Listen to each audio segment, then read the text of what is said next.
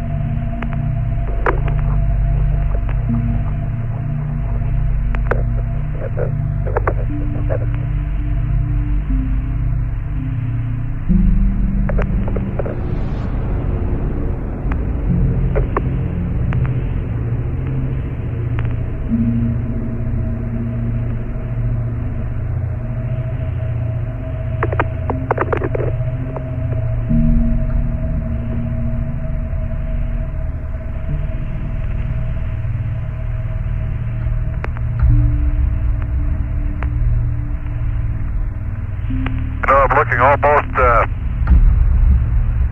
directly into the sun, and you can still see a topographic expression, topographic high around the rills in the Takei area, and also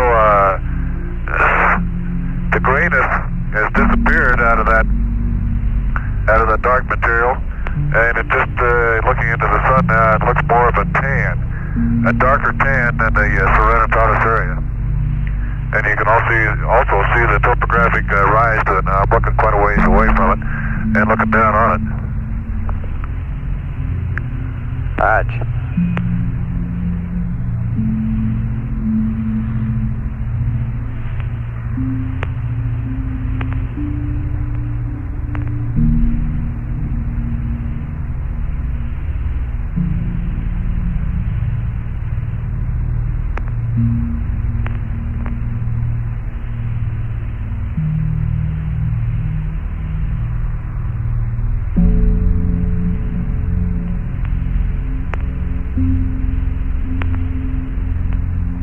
It's kind of funny now, looking back at the Statistius Gallus, and just to the north of that, there's a crater. It's about, well, it's right at the end of those rills that go north from Statistius Gallus, and you can really see the ejecta blanket. The ejecta blanket looks very dark around it. Now in this sun, you look out across the Mare Serenitatis now, and you get toward the sunset, looking back into the sun, and the color is disappearing, all except in that one spot. Now that must be either a fresh ejecta, and you lose the brightness of it or something, or either that or it's dark. It's sure a dark ejecta blanket around it. The blanket itself goes out maybe 2-3 crater diameters, and it looks like it has kind of a ray type pattern to it. I'll mark that crater. I don't even know if it's got a name or not, but I'll mark it on my map. Okay.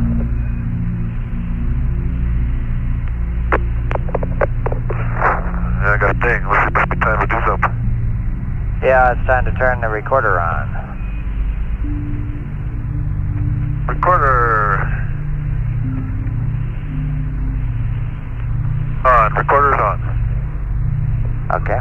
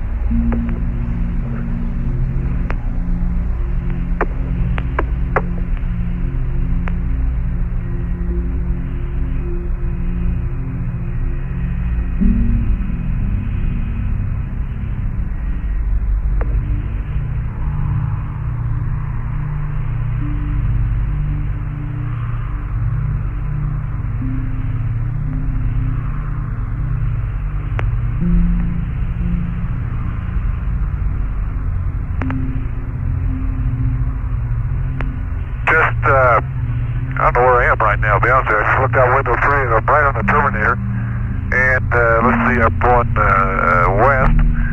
So we've got some arcuate. There's kind of a little bit of a Mare area down there.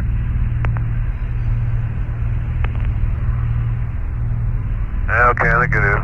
And you can see lava tongues sticking out through there, and lava flow fronts. With the high side on the east side, because you got a shadow all the way along the front. And they're about in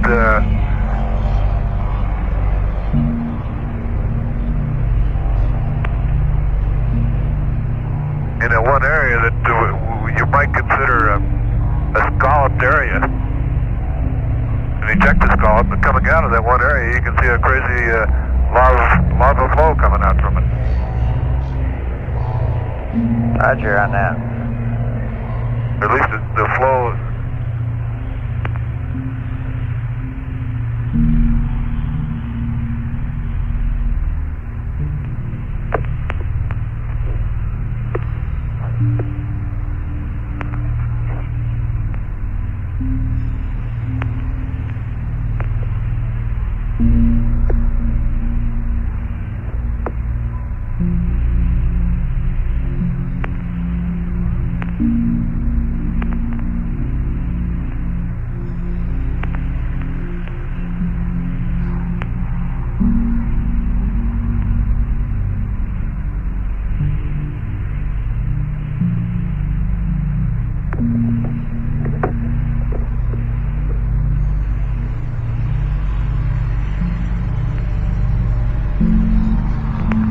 Apennines just going over, aren't they? That's right. That's what they ought to be. We need the IR off. You look back out across the run. Okay. We need the IR cover closed, please. Say again, bro? We want the IR cover closed right away. Okay, it's going closed. Okay, it's closed. How about the UV?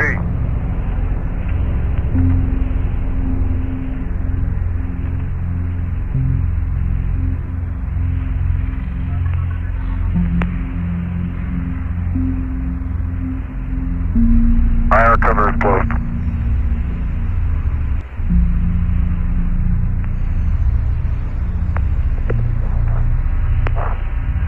I was just going to say, look at the back across the road across the end of the sun now.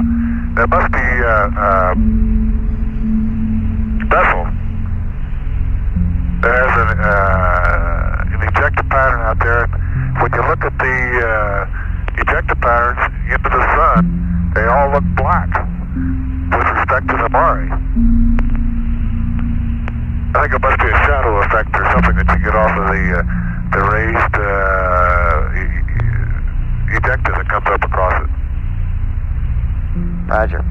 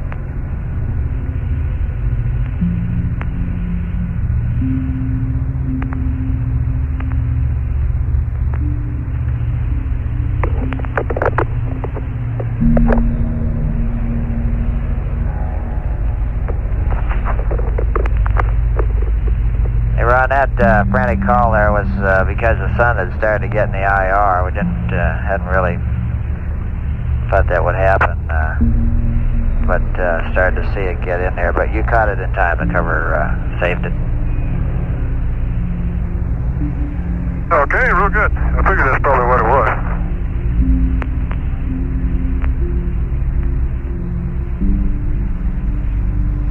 And you can go ahead with the rest of the steps in there.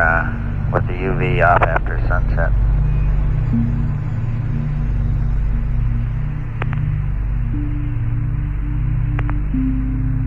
Okay.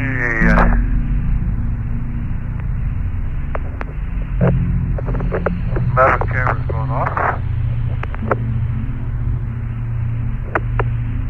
Cover's closed in the IR, so visual turns on. 10 camera self-test.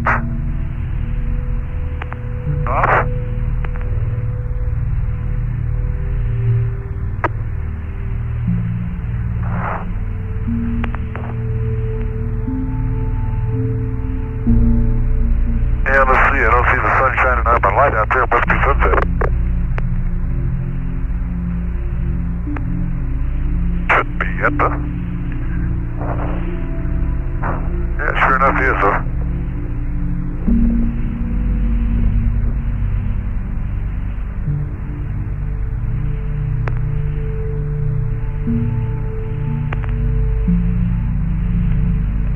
Okay, UV is going off.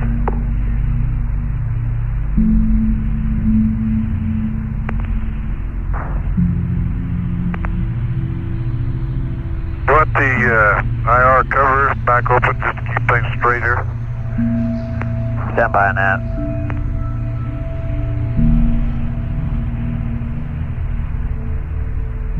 Or just next time we use the IR, let's just remember to open the cover.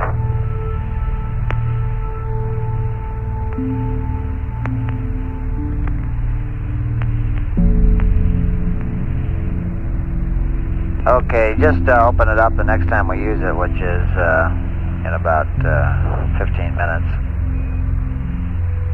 We'll remind you on that if you forget. Oh, okay. That's right. Okay. That's right. These are just short sound passes now, aren't they? That's right.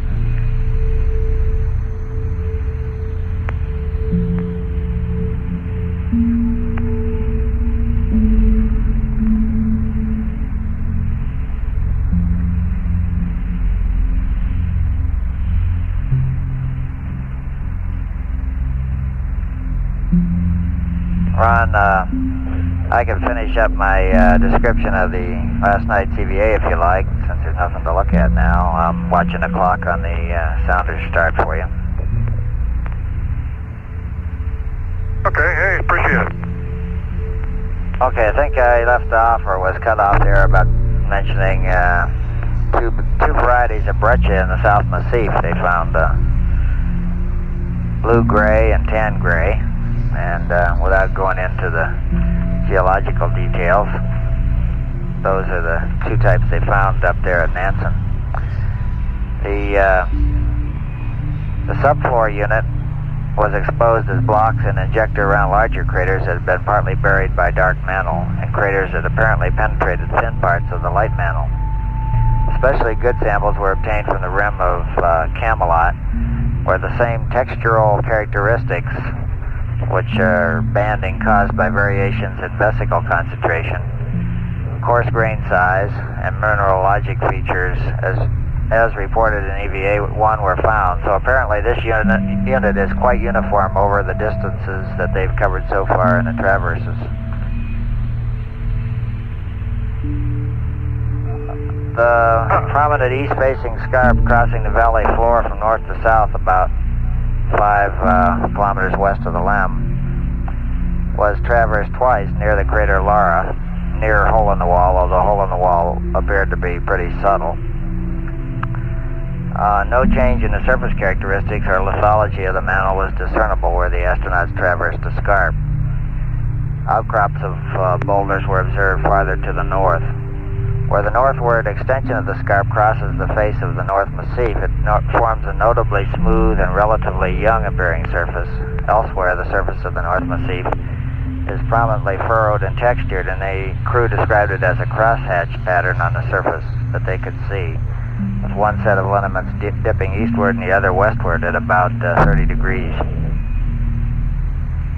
Some of the most interesting observations made during the EVA were related to craters. Many small craters within the dark mantle have glass-coated central pits. Jack called them dimples. Some of the pits are nearly cylindrical and may be half again as deep as the crater itself. Other small craters occurring on both dark and light mantle have bright halos, but these halos appear to be noticeably brighter on the light-colored material.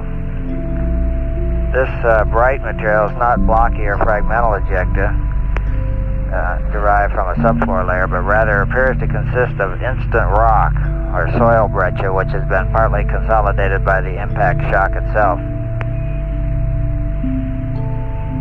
The most interesting eureka during the EVA was at Station 4, Shorty Crater, where Jack found some bright red or orange, he described it, orange dirt, within the gray to dark gray rim materials. The colored banding is circumferential to the crater and resemble alteration halos which occur around many terrestrial volcanic vents. So you can see why the geologists are excited on that one. The morphology of Shorty, however, is similar in some respects to You betcha. impact craters, hence a definitive interpretation of its origin may depend on sample analysis. And I got about a minute and a half to start the sound, or you might be close to 2:30 there if you aren't. They took a total of about 850 pictures. They've taken a total of 1,270, would you believe, pictures so far on the lunar surface, including about 150 with the 500 millimeter camera, mostly of the north, south, east massifs and family mountains. They got 56 samples, 2 double cores, probably about 36 kilograms worth, and they traveled a total distance of 20 kilometers. Over.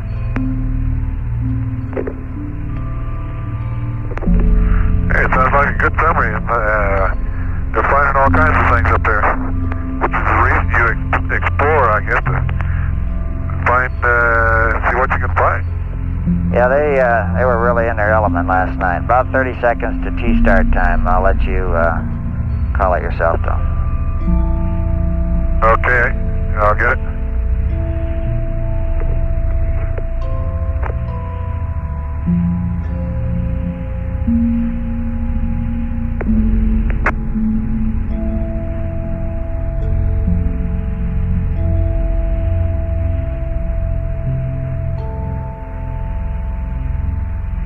Data systems are off. Operator 05. Okay.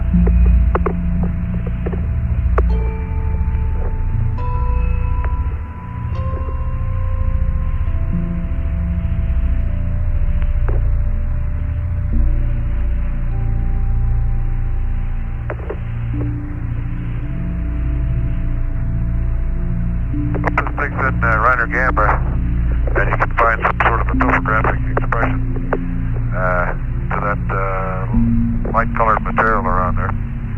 It looks to me like there is, right around the Riner Gamma itself, anyhow. Roger.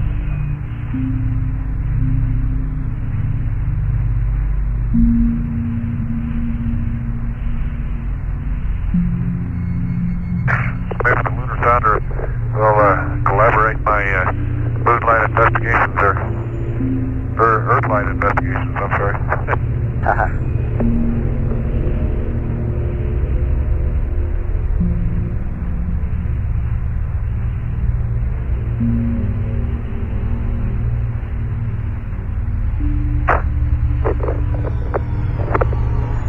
While we're waiting here, I decided to sleep last night without being tied down or anything.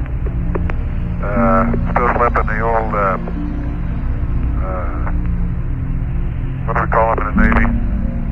Hammocks, I think. Well, anyhow, sleeper restraints we call them up here. Yeah, sleeping bag, or some kind of sack. And the last 2 or 3 nights, what I do is put the lap belt on loosely, and it just kind of keeps it from rolling all over the cockpit. And last night I didn't put it on at all, and stayed in the sack. And I really didn't go too far anyhow. One time I woke up and I was crossways in the couch up here, and then when I woke up this morning, my feet were up in the tunnel, and my head was kind of still in the center couch, more or less. So you really don't roam around too much that way anyhow, even if you aren't tied down. And you can get a huggy pillow effect from being inside that sack and laying your head on the outside of the sack.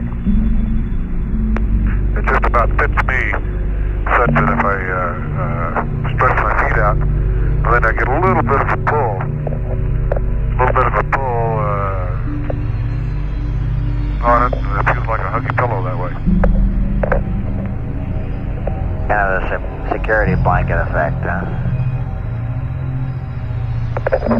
Yeah, right. Now, that was the biggest problem for the first 2 or 3 days here is what you do in your head when you go to sleep. I'm used to sleeping with a pillow. And used to sleeping on my side. And it's amazing the psychological effect that you can get from, for me it's hard to go to sleep just laying on my back. So you just turn on your side, and you go right to sleep. Now what's your side and what's your back, I don't know, but anyhow, it works. That's got to be psychological. It sure is.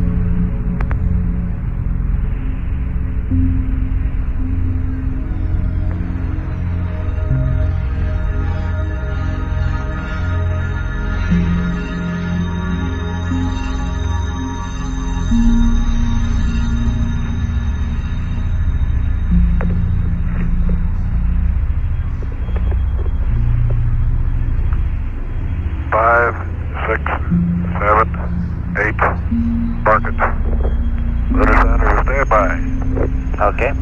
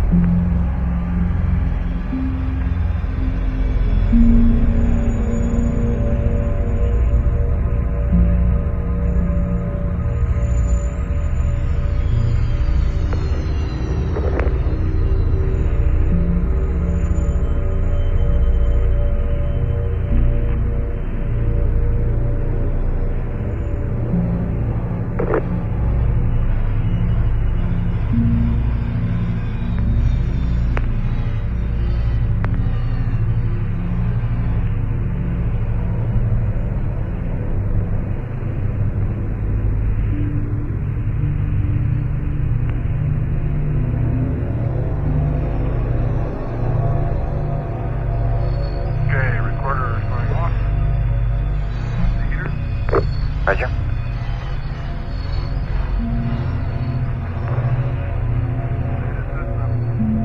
Going on.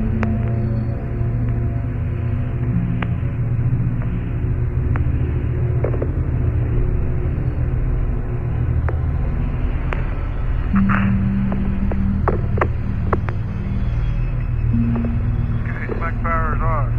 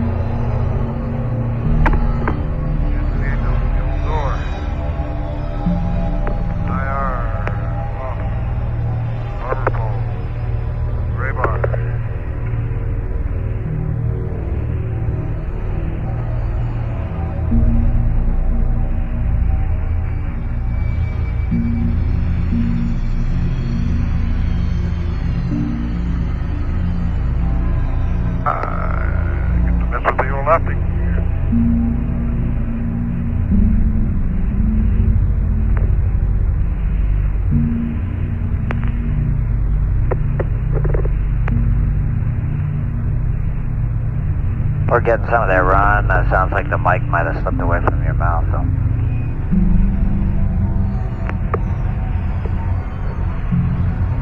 Okay, a good point. Let me change my headset there. Anyhow, I went right through the flight plan and all that stuff. Okay, and Also got the IR cover open. okay, great memory there.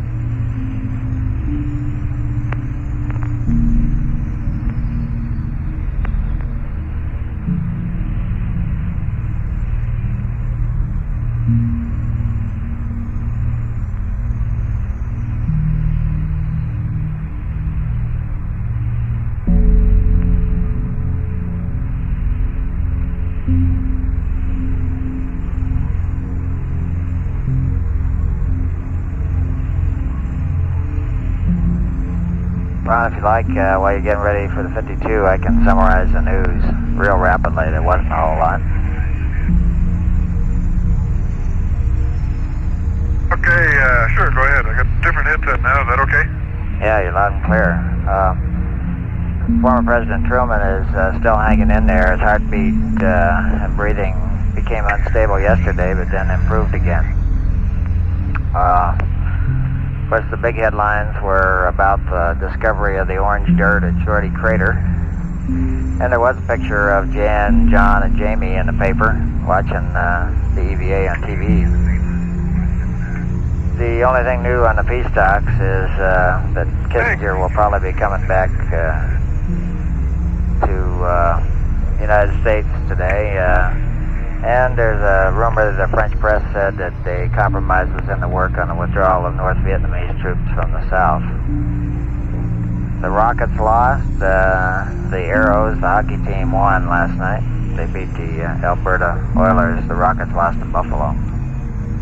And the weather finally cleared out. A cold front cleared out the wet stuff, and last night I think was the first time since you guys launched that we've had a look at the moon. So we had a direct look at you last night. It's just high cirrus and sunny this morning when I came to work. Over. Hey, thanks for the news, and I guess those three guys that went up to the moon, you know, they probably cleared that weather up there in Houston. It sure took you a while, though.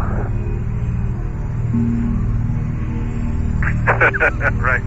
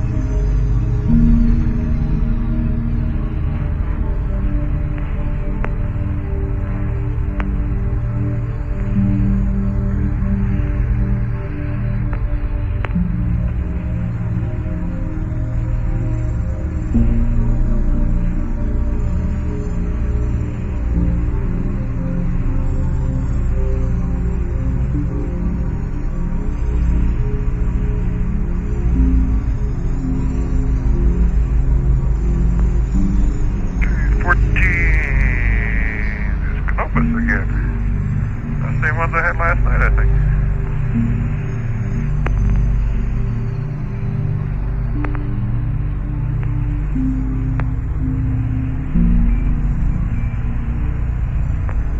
Canopus.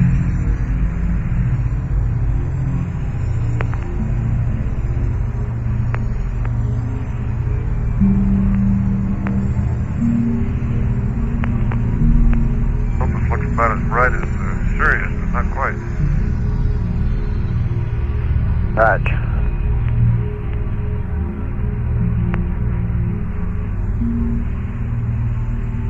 So my sextant. Good and everything like that, but you just can't quite get the reticle in focus. Roger. Guess kind of the way they said it was going to be.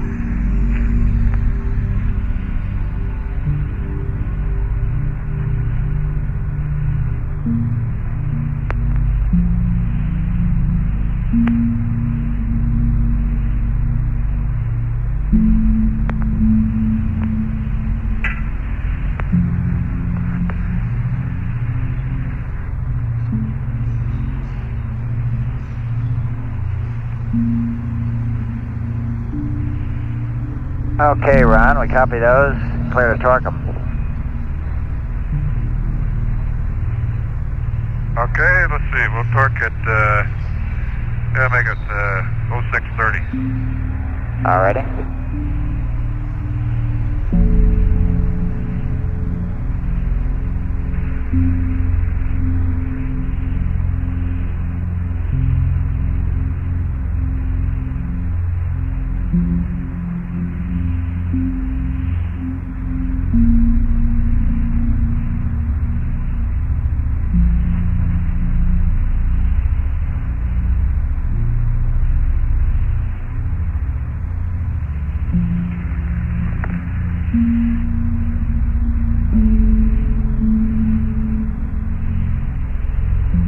Ron, we've got still about 5-6 minutes to LOS, but in case we drop off when you're maneuvering there,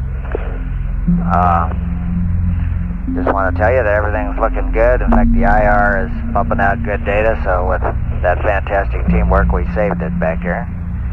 And we'll see you next time around. Hey, okay. Sounds good. There's a little Aldebaran in there. Saturn still must be out of the...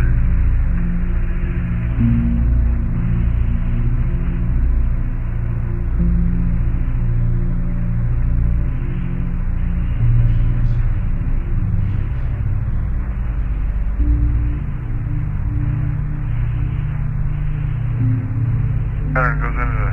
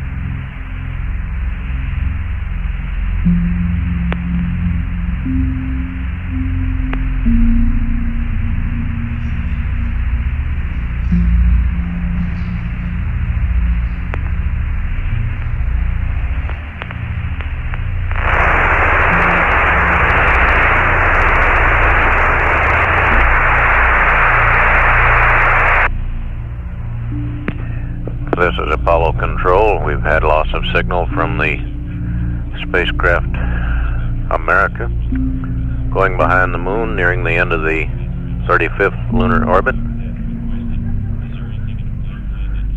That orbit measuring at this time 69.5 nautical miles by 53.6. There's a plan under consideration now for a small trim maneuver just prior to the plane change maneuver of some 12 feet per second with the RCS thrusters to tune up the orbit a little bit.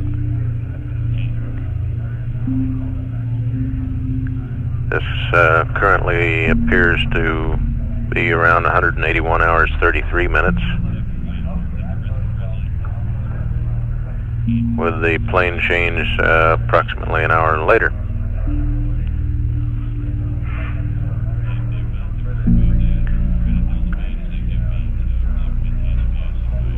Command Module pilot Ron Evans continuing to operate the scientific instrument module experiments in the service module of his spacecraft.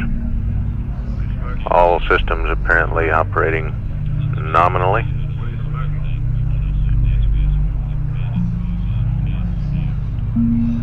Three hours, 13 minutes remaining until the crew of Challenger is wakened at Taurus Littrow landing site.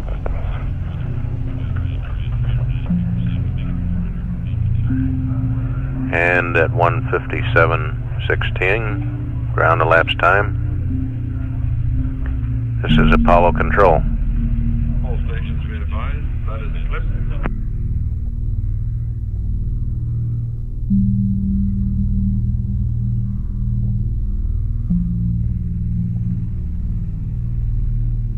This is Apollo Control. We've acquired the Command Module America coming around on the 36 Rev. He's on a bad Omni antenna at the moment and barely readable, but we'll stand by here until the communications improve and Gordo Fullerton can continue the two-way communication.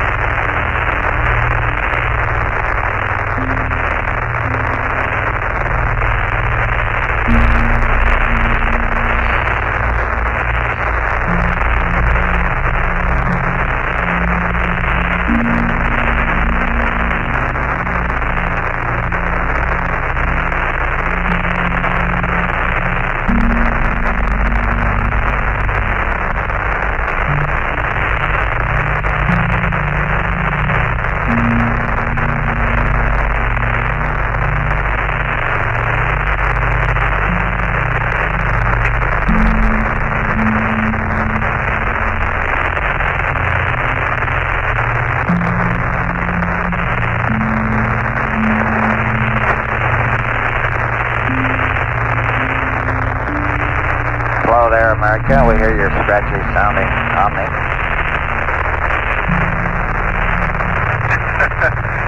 Probably so.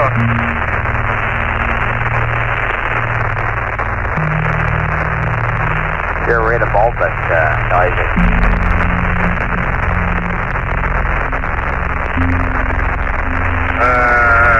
You're cutting in and out on the Omni. I thought I couldn't get you. Roger.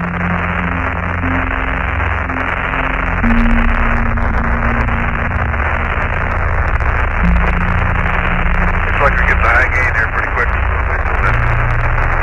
Roger.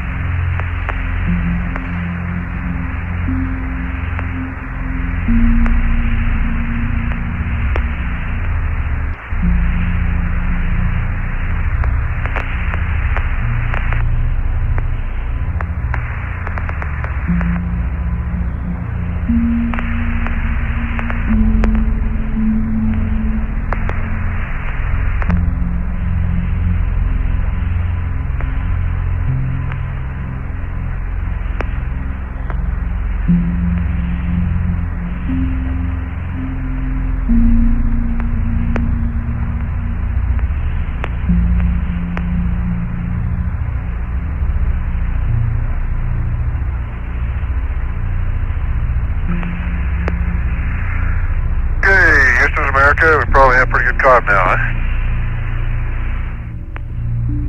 Yeah, Ron, we're getting you now, and sound good.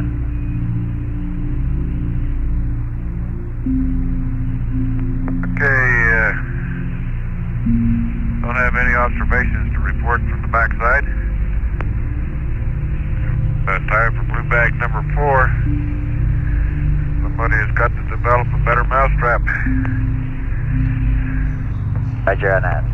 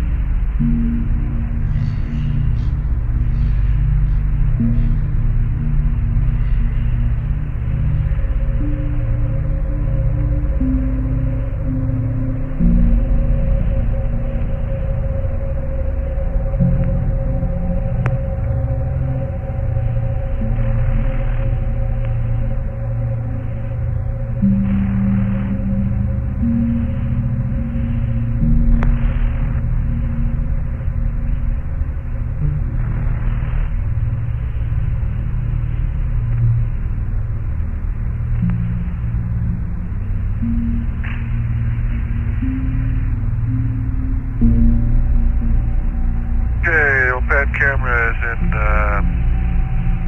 standby. Roger, Ron. Power's coming on, and the over H is in high altitude. Okay.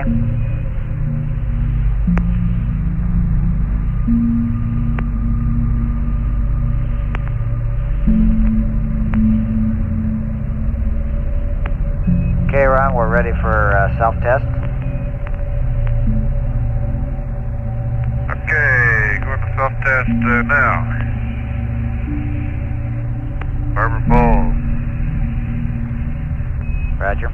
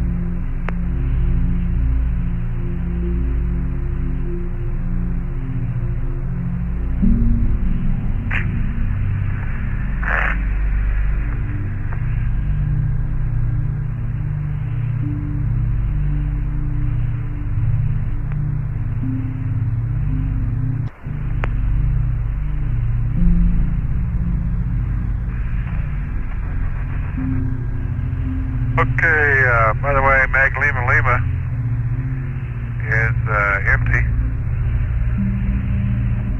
165 frames showing there. Started Mag Mike Mike, frame number 95. Finished the Orbital Science at 142. Checked the crazy camera at f5.6 at 125th. When I got ready to change to 5.6 at the 250th, I looked at the crazy thing and it was setting at f11.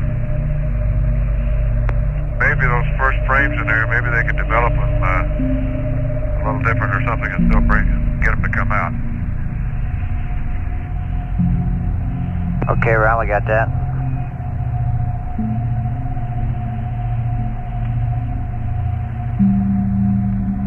I think what happens is I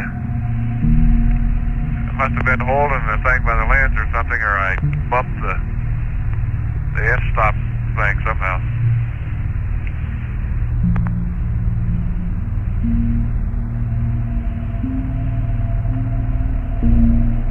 Ron, we're ready for pan camera power to off. And did you go to heaters after you put the self-test switch to self-test when we started this? No, I just went back to off. So they're supposed to go to heaters.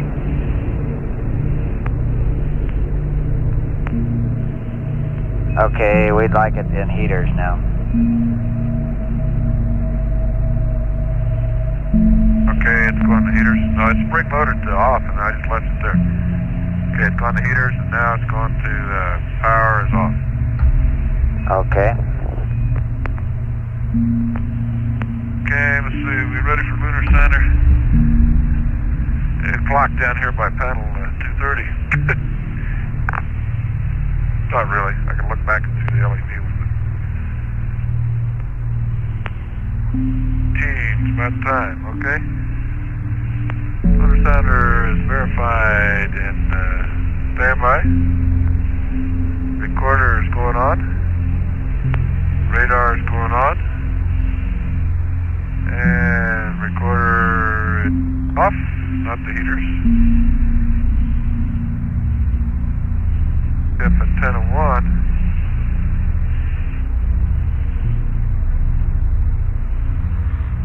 Verify the route. Extend. No barber pole, back to off. Number 2, extend. No barber pole, back to off. Okay. Mode is going to HF.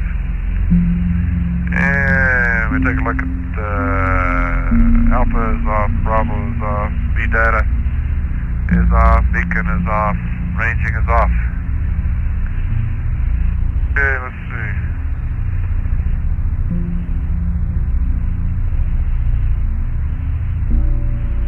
Q.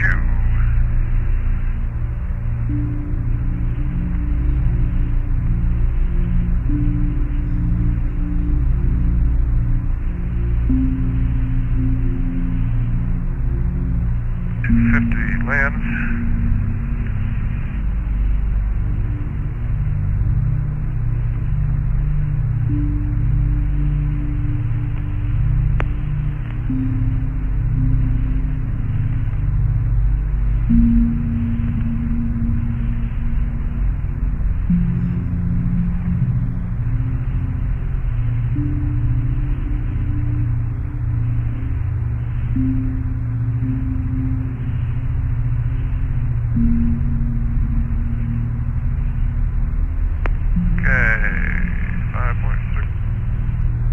Infinity.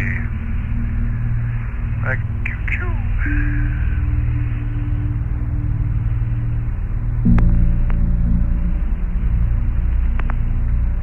Okay. That goes to the temporary storage bag. QQ goes on with 104 frames.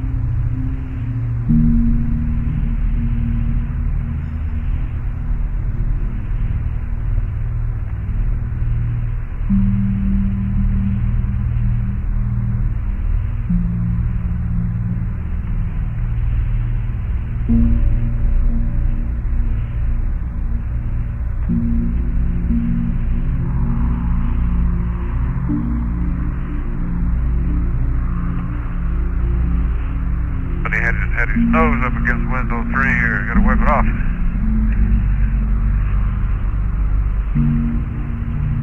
Well, these windows have really been great, though. They haven't, don't have any coatings or anything like that on them.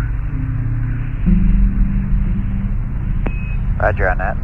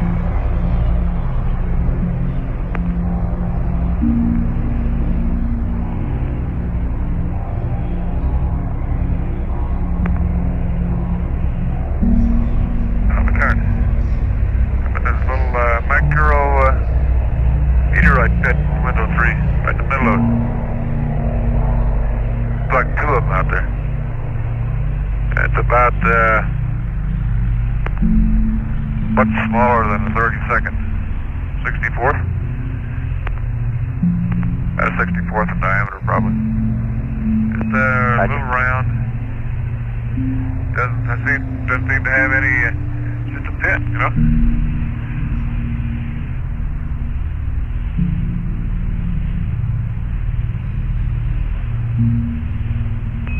Ron, you said that was window 3? Window 3, yeah. Okay.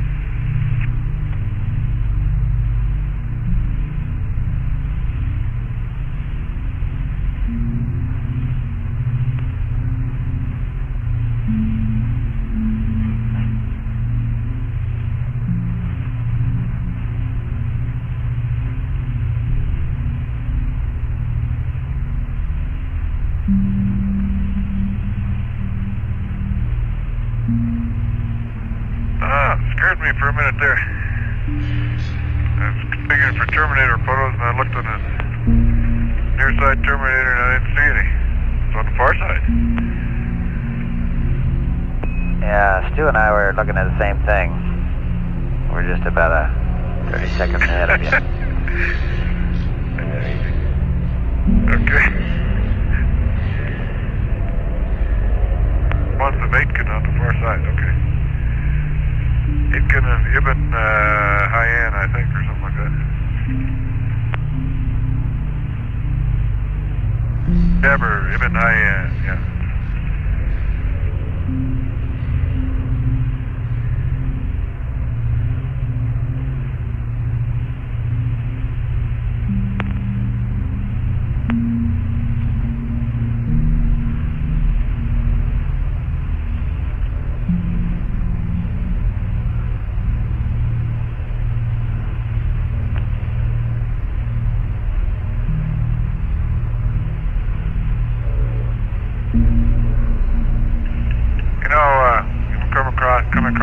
TAC A area again, and it doesn't seem to be any. If there's a bright crater, or a recent crater in the annulus, in that dark annulus, the southern part of Serenitatis, it shows up again as that kind of blue-gray brightness, as opposed to the tannish brightness of the bright craters in Serenitatis. There still is no apparent wrinkle ridge. There's no color tone or differentiation in the wrinkle ridge area in this part of it. The only differentiation, and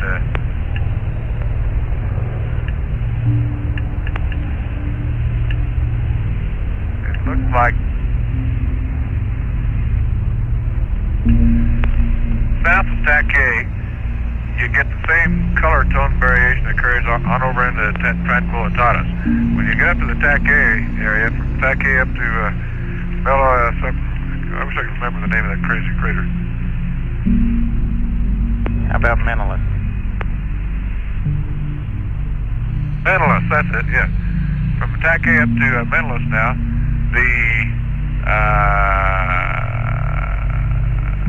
that's got to be a buildup of material, and it's more on the tan side than it is on the, more of a dark tan than it is to the tannish gray.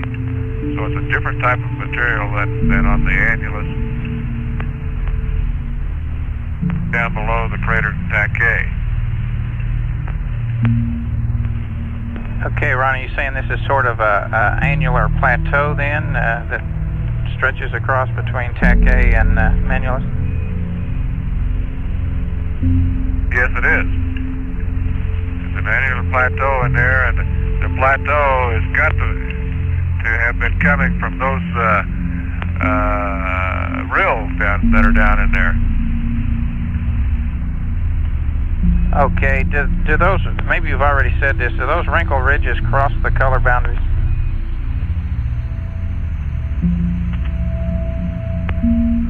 No, I can't find a wrinkle ridge that crosses the color boundary. The wrinkle ridges are out in Serenitatis itself, and there is no color boundary on the western edge of Serenitatis. It's all the same. Okay. Well, those sound like super good observations, Ron. I'm just passing over Sulpicius Gallus now. And just beyond Sulpicius Gallus is out in the Mare Tranquillitatis itself. And it looks like it's either a talus slope. You know, you've got a general slope of the mesite coming down, and then it changes slope a little bit, and it looks like you have a finer grained material. And that might be what we have at one time or another called a high water mark. But I kind of believe that's just a talus change in the slope as you go on down there, and the fine grained material somehow developing down there at the bottom. But as soon as you cross that area, we're going west now from Sulpicius Gallus. Again, we've got kind of the same tannish, a dark tan material that essentially covers the highland, or this highland type of an area here. It's a hummocky type material. There are a few rills just north of Sulpicius Gallus. Those rills, again, have the dark tan material on it, about the same as the same color tones that you pick up from TAC A to Menelaus.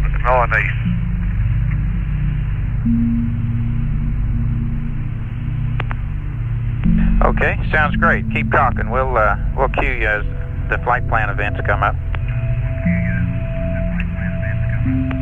Okay.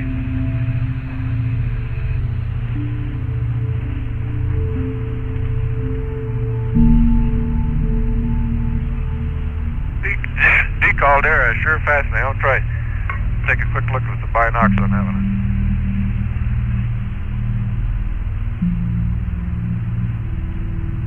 Binocs, I can't find the green. There it is.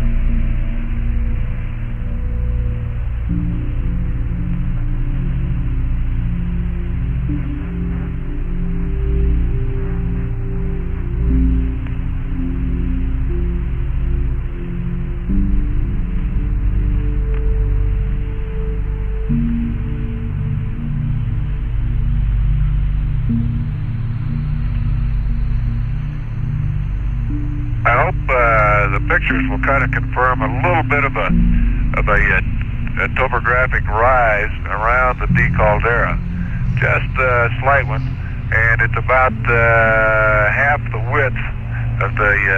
If you look at the D, it's a half the width of the D, not the height but the width, and it seems to be a raised,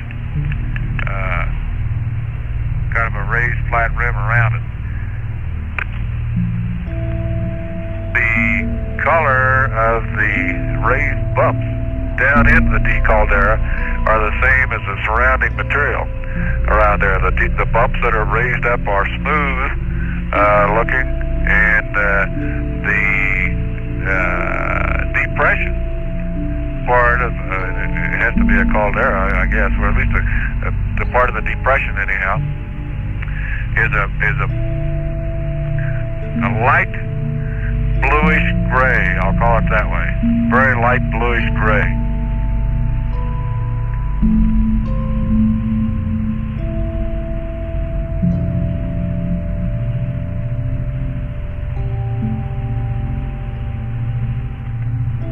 Hey Ron, I'm not suggesting you do, because it's probably trouble to find. Have you tried the color wheel, comparing it on any of this stuff?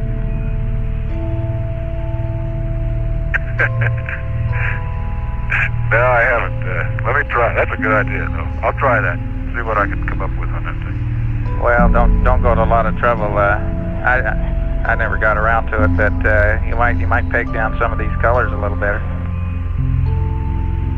Particularly when you were talking last night about on the backside on those passes about the green. Yeah. Okay, you're about 7 seconds away from. We're wanting the recorder on, Ron. Any time here is fine. Okay, recorder, let's see, is on. Verify radar is on, remote HF, okay.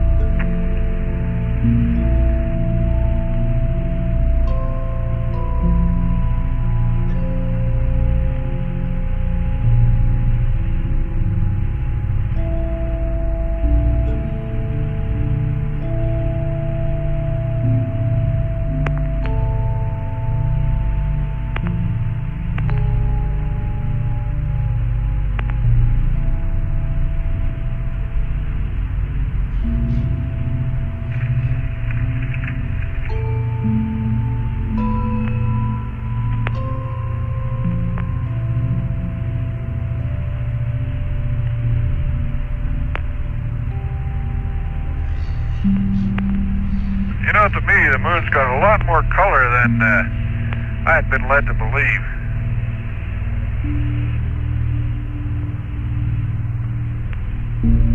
Kind of had the impression that everything was the same color. And that's far from being true. Okay.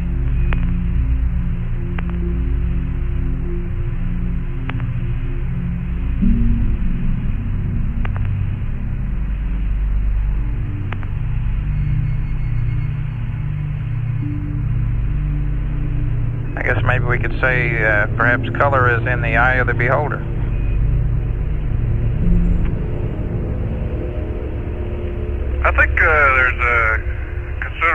amount of truth to that.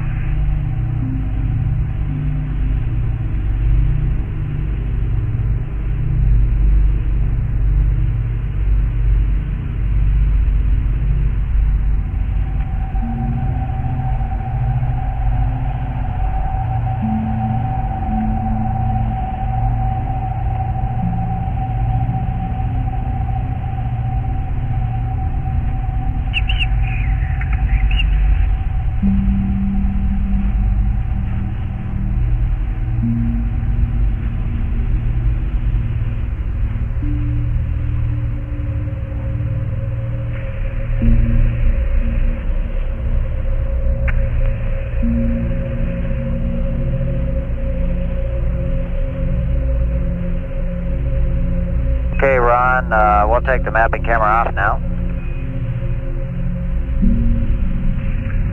Okay, the old mapper is going off.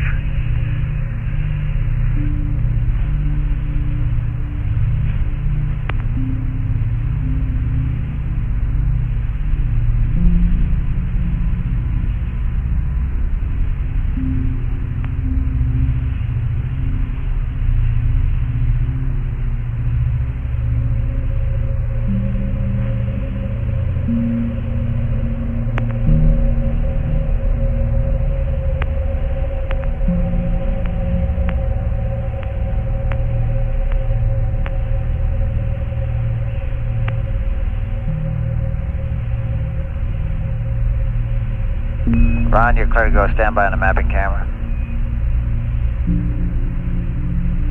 Okay, mapper's going to standby. Motion. Off, rubber pole.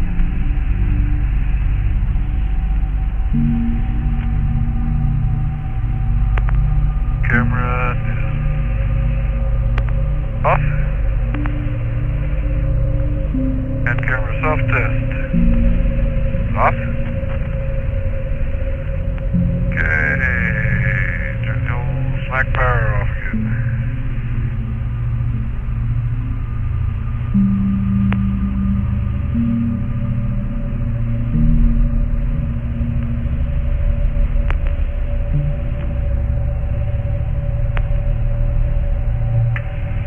Service manual AC power is off.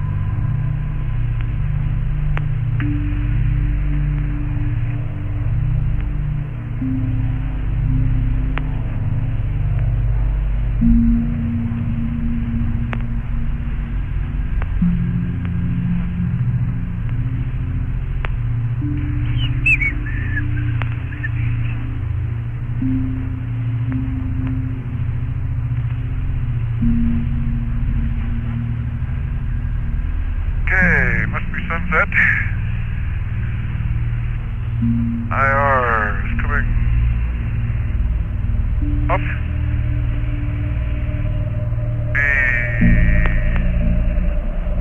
Off. Okay, we're going to go to plus X.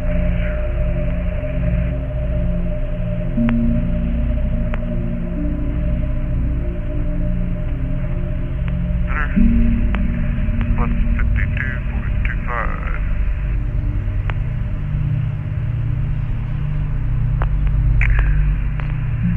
There's a public. We're 58. Enter. 141. That's pretty close. 2 speed.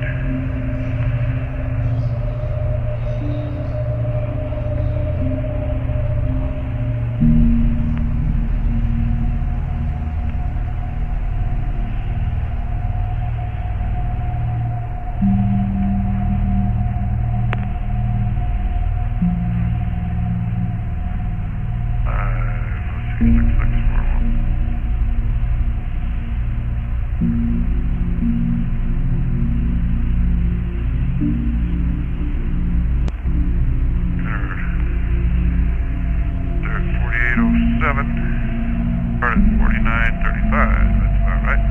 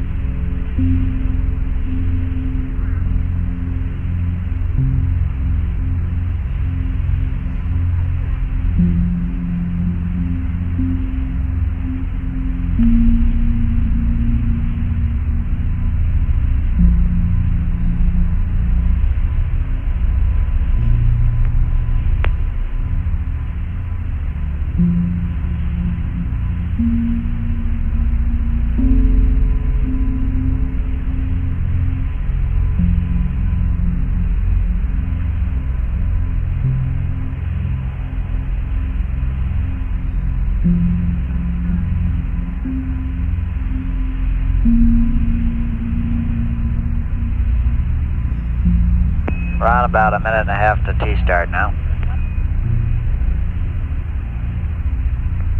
Okay, key release center.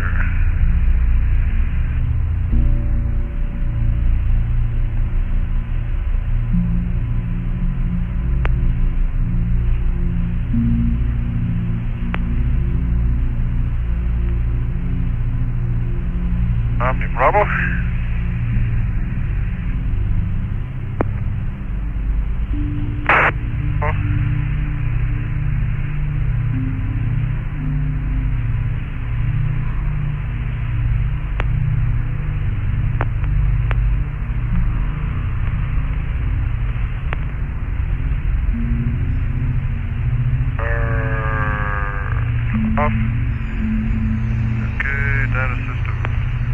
Okay, 30 seconds to T-start. Okay, 40 seconds. Okay, I got the high gain off. Got my finger on the data systems. Hey, data systems are going off. Operate at 4935.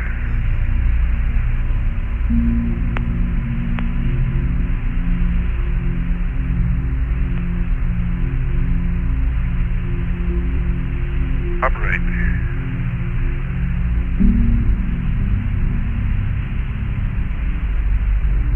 438.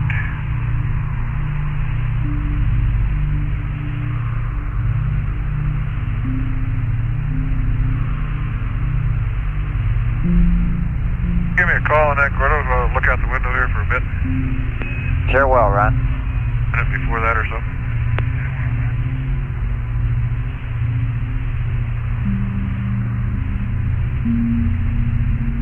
The lights up, it may not be night adept.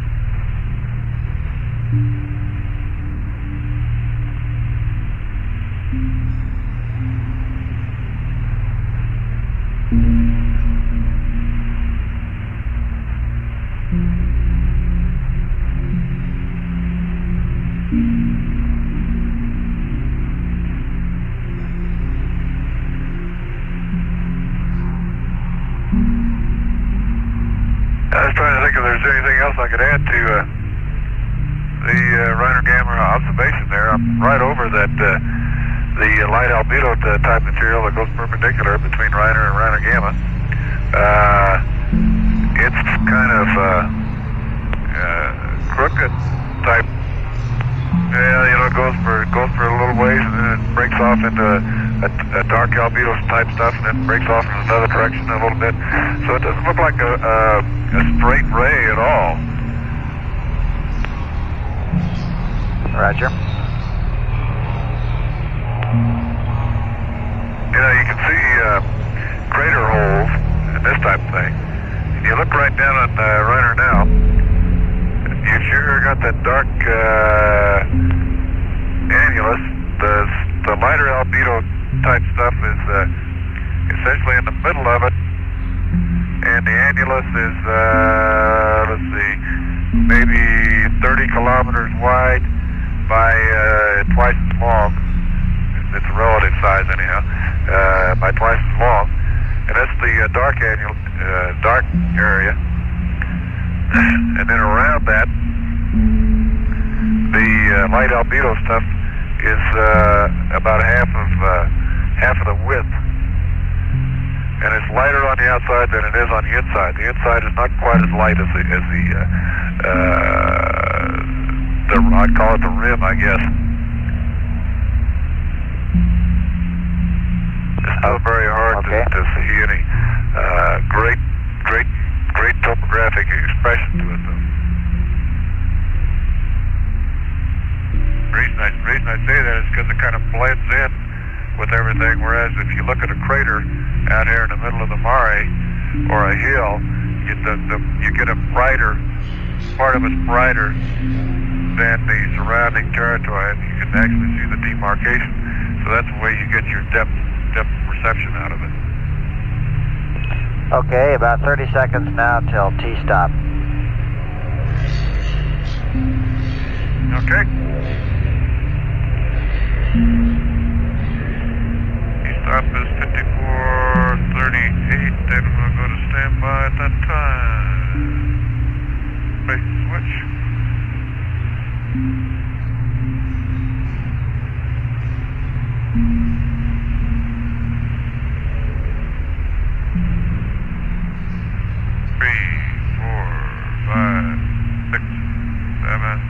Standby.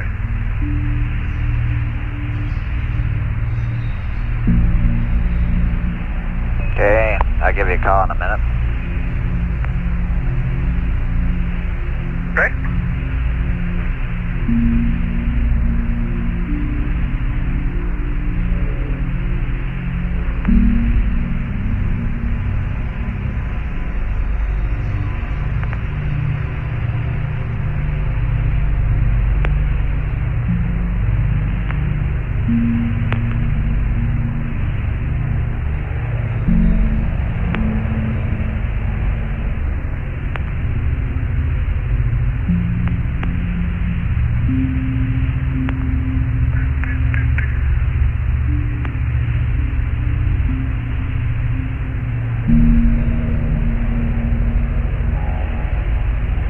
Okay, Ron, it's been a minute.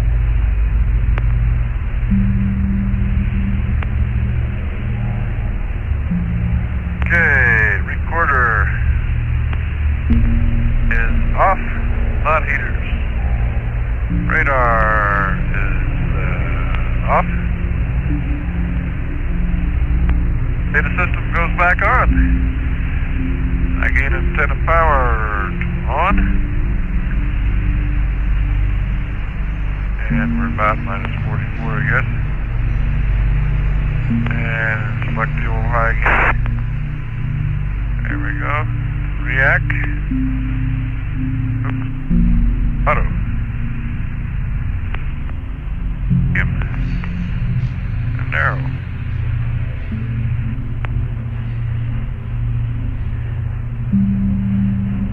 Inco's gonna do some commanding. Goes. State motion is going.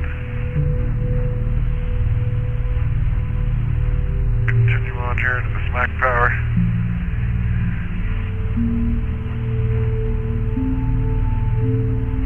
Okay, slack power is on.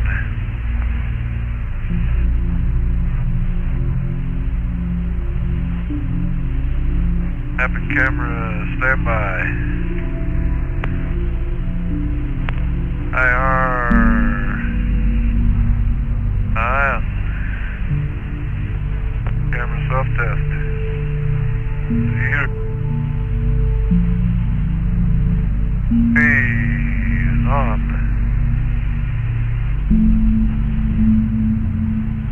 Two purge line heater. Do hydrogen purge here shortly, I guess.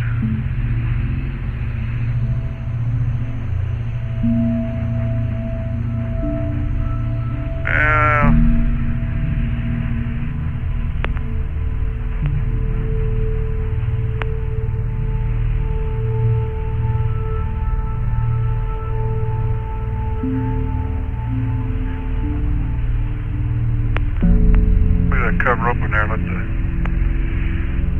bell Wendell get some data for a while. For Dr. Lowe, whoever happens to be there. And I'll step ahead and sample the old bus. Okay.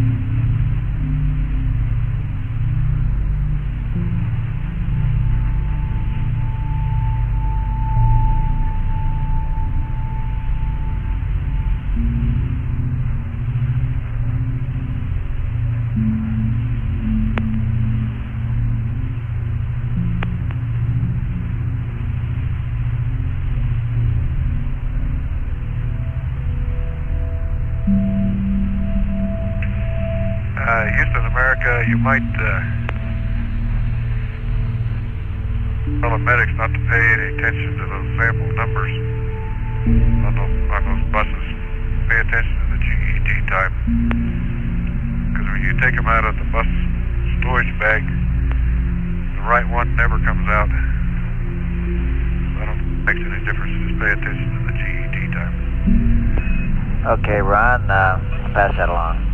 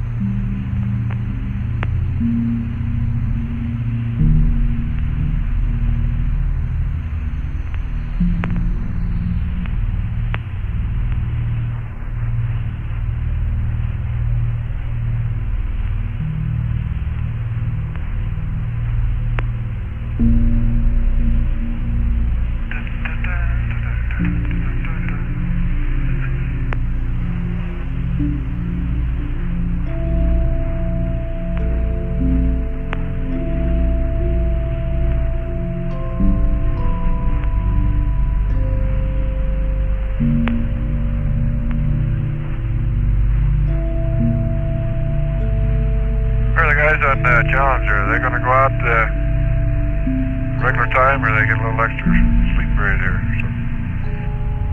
I think we're letting them sleep in again today.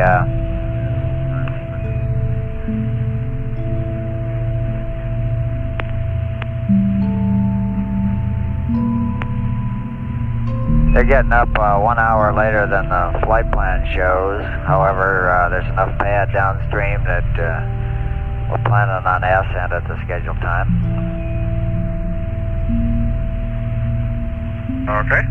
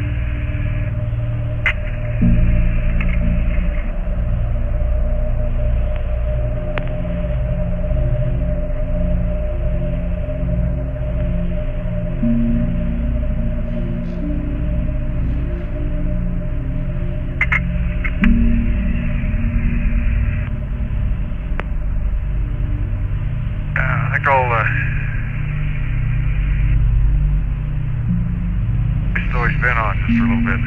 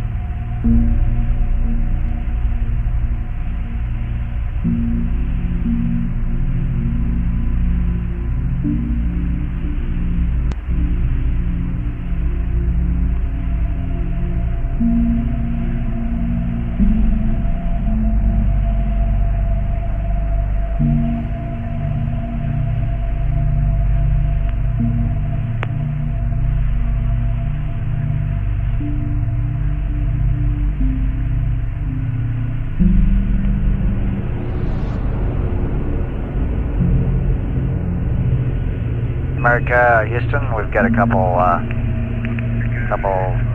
items of general information as you come up on AOS here, LOS.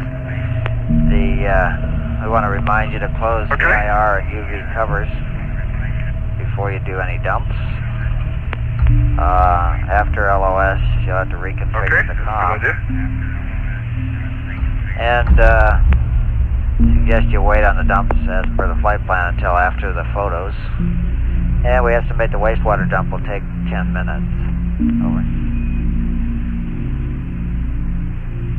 About 10 minutes on the wastewater, okay.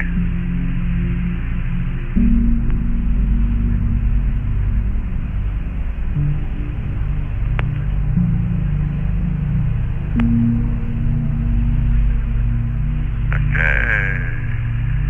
We must be over low bit rate. Okay, low bit rate with data system, so no DSE voice. I'll write everything down.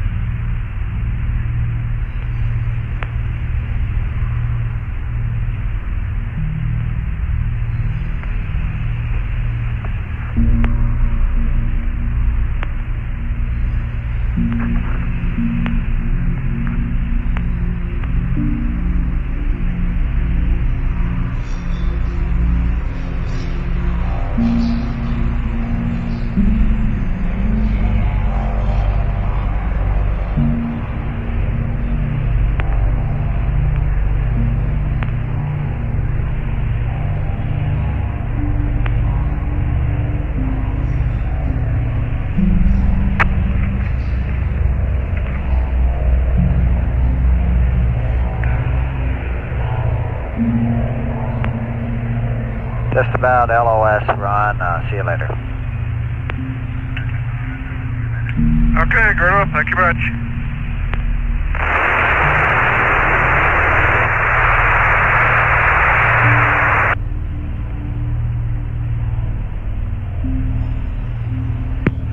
This is Apollo Control at 159 hours, 13 minutes ground elapsed time. We've had loss of signal as Ron Evans flying the spacecraft America passed behind the moon nearing the end of revolution number 36. Hour and 16 minutes until Cernan and Schmidt aboard Challenger are awakened for preparations for the third moonwalk.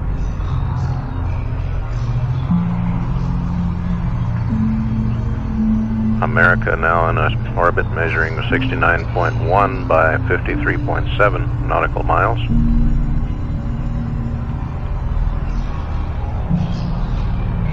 We'll come back up at next front side pass by the spacecraft America in about 48 minutes and switch over to the wake-up call to the Challenger partway through that 37th revolution at 1:59:14 ground elapsed time. This is Apollo Control.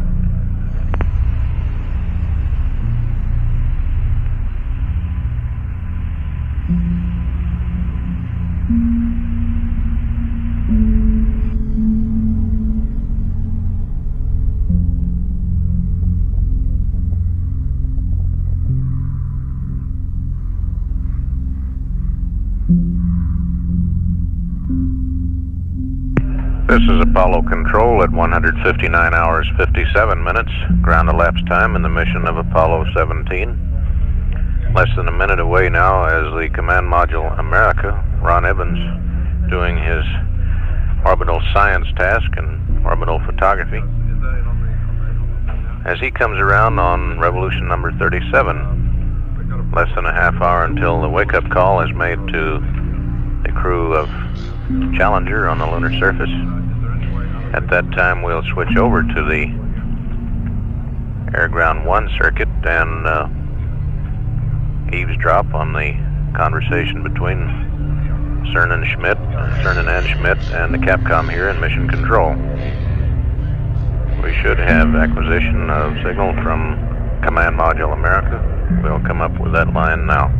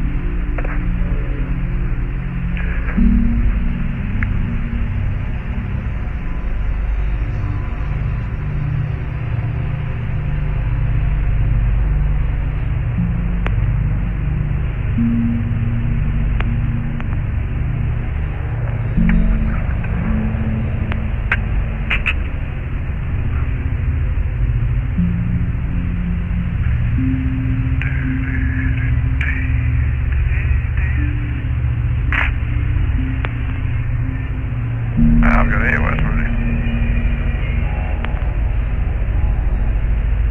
Okay. Line heater's off.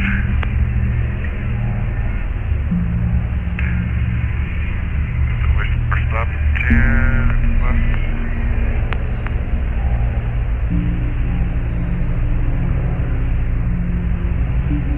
Hello, America. Are you there?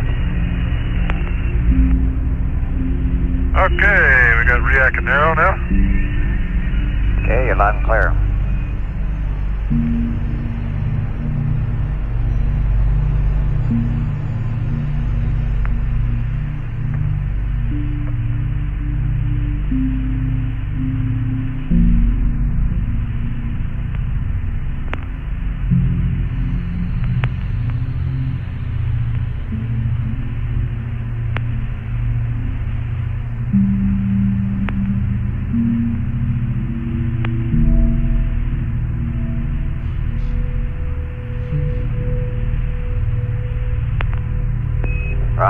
UV and have a couple Okay, updates. finished up Meg.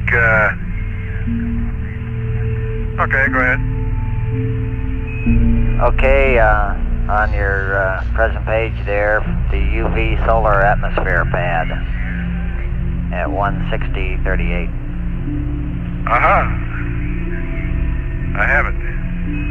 Okay, it's T-start of 160.4122. T-stop is 161.2647.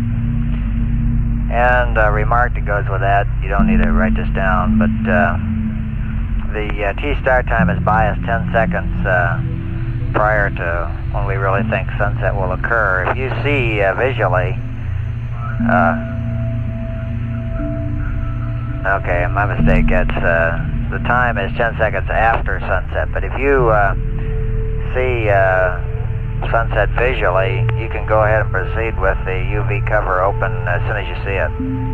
But we'd like you to close the UV cover exactly on the T-stop time as written. Over.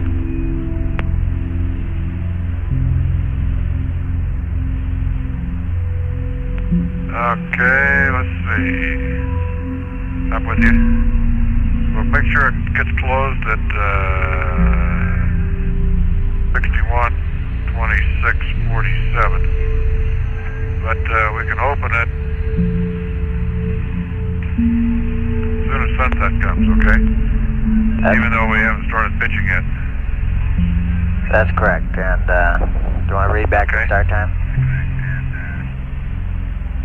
Well, start time is 160.4122, is that correct? That's correct, 4122. Okay.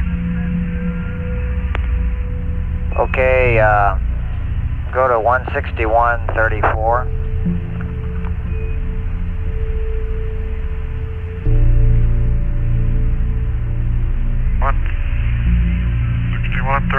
Okay. Okay, and the old standard map camera laser altimeter cover open, cross that out. A couple lines below at 36, cross out mapping camera extend.